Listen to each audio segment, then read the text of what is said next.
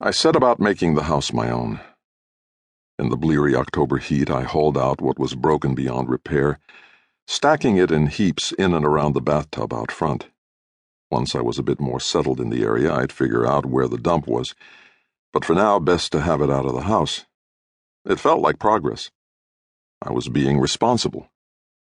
The house, my house, had clearly been lived in a long time. There were the broken and faded things, yes. Mismatched plastic dishes, pasteboard furniture, chipped jelly jars. But there was also a set of dishes I was pretty sure were real Wedgwood, and a desk of beautiful golden pine that looked to be hand-carved. Inside the desk were more letters. The same long white envelopes. The same approved, stamped in red ink on the outside. These, though, had been opened, read, and bound together in order of date of correspondence. I wondered if Olivia had ever written back. My fingers left streaks of grime and dust across the envelopes. I heard the screech of a faucet, long unturned, and then the thumping splash of water into a tub. The tub was clawfoot, a white curtain strung on iron rings hiding the end of it, and half full of steaming water when I walked into the bathroom. Written on the fogged-over mirror, one word: bathe.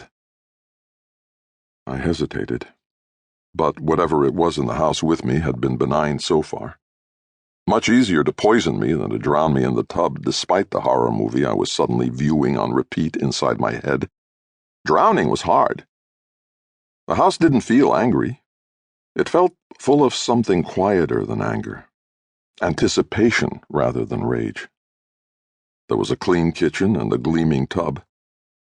Whatever ghost or ghosts lived in my house, it was a tidy one. The longer I stood there, the more I could feel the grime and cobwebs on my skin. I stripped and lowered myself into the water.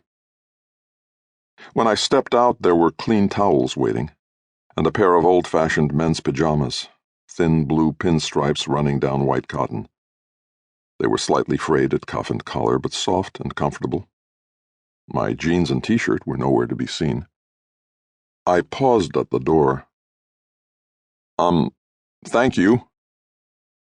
Sconces had been lit against the darkness of the hallway.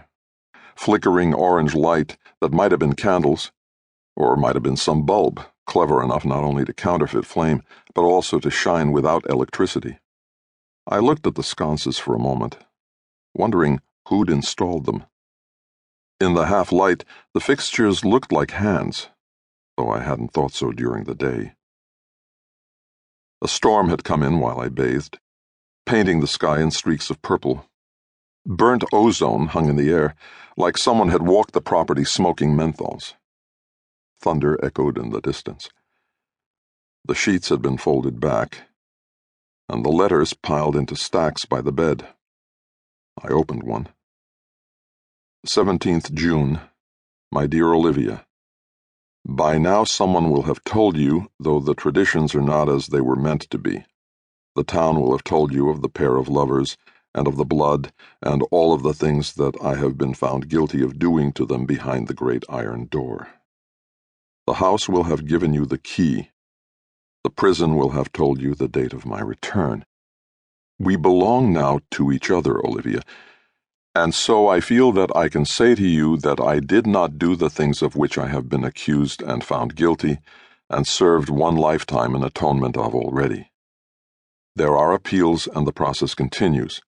They say I will be released. There is no proof of crime. I will tell you, Olivia, the truth if you wish it.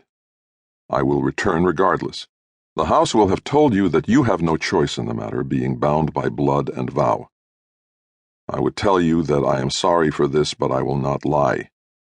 The truth becomes a large thing when one is imprisoned for a falsehood. Take care of my house, Olivia, and it shall take care of you. Yours, waiting, Dusha. My dreams that night were not comforting.